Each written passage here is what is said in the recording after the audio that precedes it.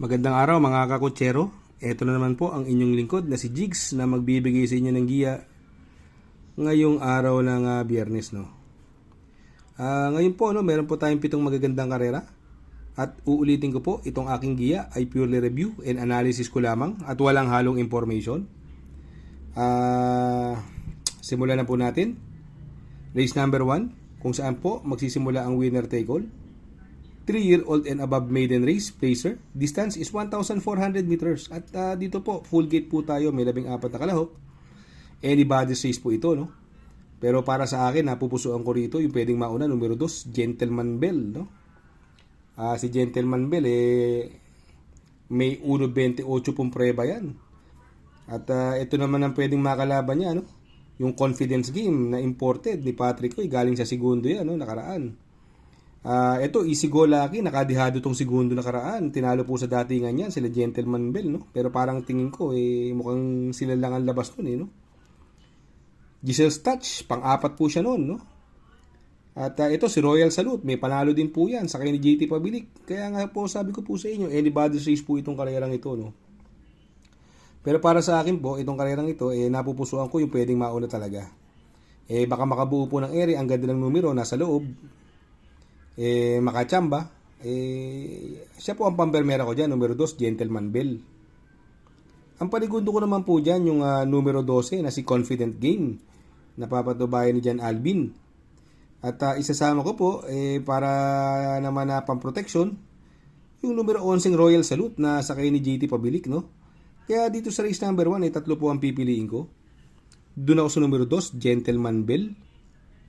Panigundo ko naman po, numero 12, Confidence Game. At isasama ko pong pandiado, numero 11, Royal Salute. Sa race number 2, kung saan naman po magsisimula po ang pick 6, Pilracom rating based handicap system race, class 5, 6 to 10 split. Distance is 1,200 meters. Dito po sa karerang ito, sa tingin ko may mga mabibilis. Andyan yung signature move, Professor Jones, mabibilis po yan. Si Ivan, no? Chase the Gold, no? Kung magkaroon ng lutsahan, ito si Manila Boy, galing sa panalo po yan, no? Naipanalo po ni Dan Camanyero yan, nakaraan, si Manila Boy. Itong Douglas Spear, magandang dihado po yan, nasa kay Noel Lunar, no? Isasama ko po yan. At ito namang si Chef Cat, nabiti nakaraan, segundo ito nakaraan, si Chef Cat, kaya itong race number 2, sa tingin ko, anybody's race to, magulo po ito. Pero ako, napupusuan ko po dyan. Sa sarili kong opinion, napupusuan ko dyan. Doon ako sa numero 3, Chef Cat.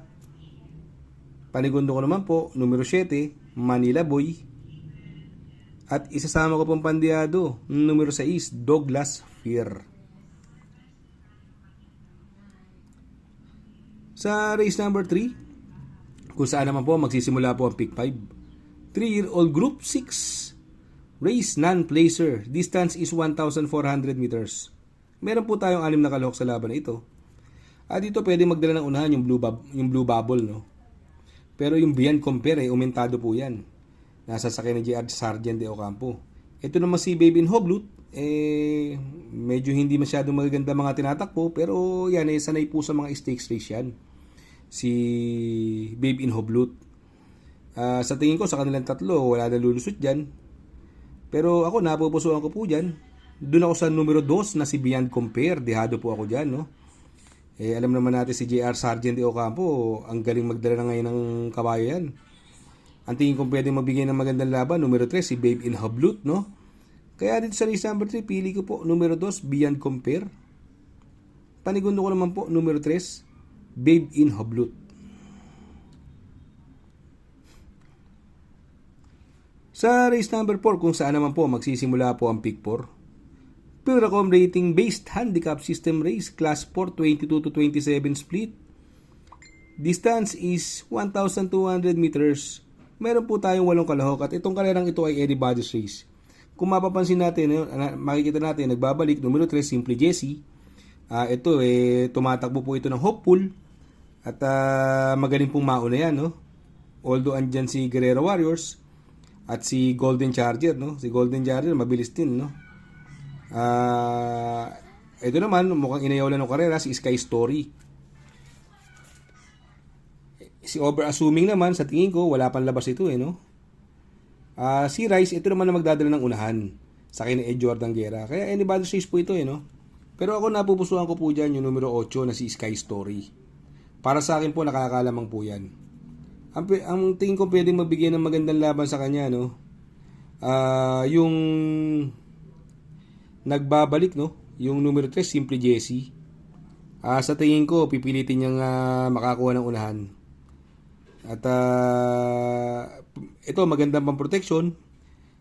Mukhang inayaw lang ng karera. Yung numero 7, Over-Assuming, nasa kay ni John Paul Guse. Kaya dito sa race number 4, ang pili ko po dyan. Doon ako sa numero 8, Sky Story. Panigundo ko naman po, numero 3, Simply Jesse. At isasama ko pong pandiyado, numero 7, Over-Assuming.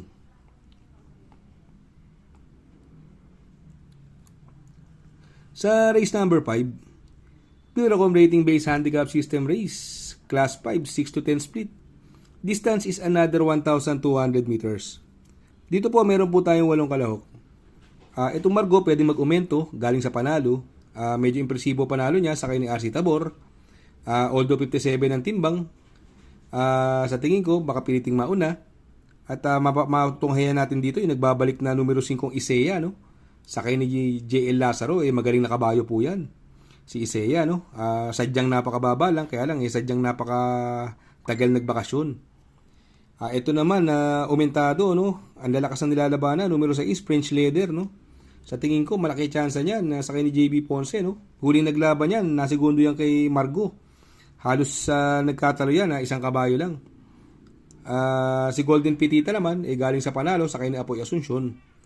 Pero para sa akin, itong kanilang ito, no? Since anybody's race, may panalo yung 1, 2, 3, 5, 6. Mamimili ako, 3 po pipiliin ko dyan.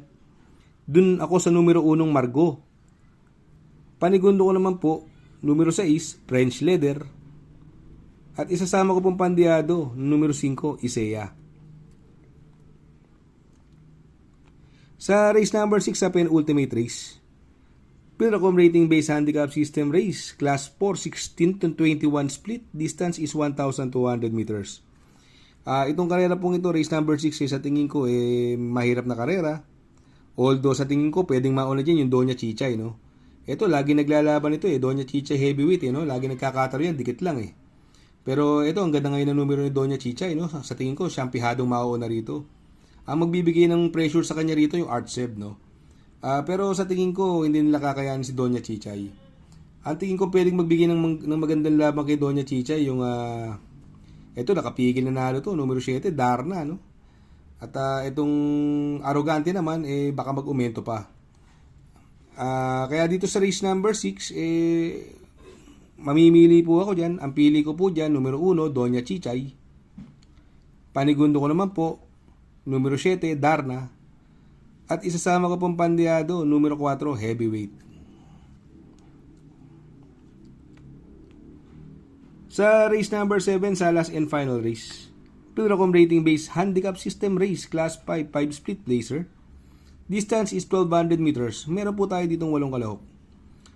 Dito, no, kung mapapansin po natin, no, from NI, binigay na kay Patty Dilema, no, numero 5, barik na. Nung karera, inayaw lang po yan, no. Ito, sa tingin ko, grade 1 na grade 1 itong laban na to, no. Ang kalaban na lang po natin dito, yung hindi pansinin ng may-ari. Pero siguro para sa akin tong karerang ito, sobrang lamang talaga sa akin ito, no? Bahala na si Batman dito, no? Sosolohin ko na po 'yan, numero 5, Barek na. Shout out nga pala kay Sir Pax ng Barkadahan OTV. Located po siya sa 1139 New Antipolo Street, Corner Vargas. Malapit lang po sa Abad Santos, yung bagong ginawang tulay. Very convenient and attentive po ang mga tao. Pwede po kayong mag-EB at party while betting on racing. Baka magawi kayo dyan sa Herrera, Corner Oroqueta. Andyan po ang Pipay's Halo-Halo. Ang isa sa pinakamasarap na halo-halo at homemade lahat ng ingredients po dyan. Ultimo Ice Cream. Tabi lang po yan ng Pares. At tatapat po ng Kapihan. Shout out kay Sir Arnel Mendoza. Please support his channel. Shout out po Sir Arnel Mendoza. Good luck mga kakutsero. Sana po matapat ang ating giya at yung mga nakasunod. Sana po ay magsitama po kayo. Ako yung makikiusap lamang at makikisuyo sa inyo na please like, share, subscribe, and hit the notification bell para update kayo sa aking mga giya.